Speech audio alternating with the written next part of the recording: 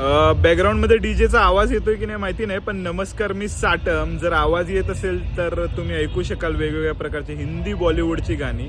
मतलब तुम क्या जानो, मोहब्बत क्या है, क्यों जानू मेरी जान, किंवा मग हरे रामा हरे कृष्णा.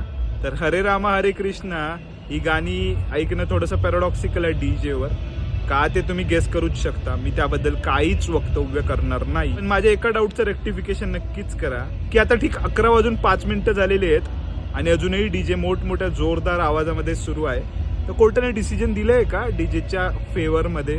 असं काय असेल तर कमेंट सेक्शनमध्ये कळवा, किंवा गव्हर्नमेंटने अशा प्रकारचा कुठला GR काढला असेल तर त्याबद्दल सुद्धा कळवा. आहे माझं अज्ञान थोडंसं दूर करा. बाकी तोपर्यंत हर हर महादेव. आणि दुनियाने हमको दिया क्या, पुढचं तुम्हाला माहिती आहे. हे आजच्या दिवशी तरी बोलणं थोडंसं चुकीचं नाही का? ओम शांती ओम. किती पॅराडॉक्सिकल आहे बाई. गाणं आहे का गाणं?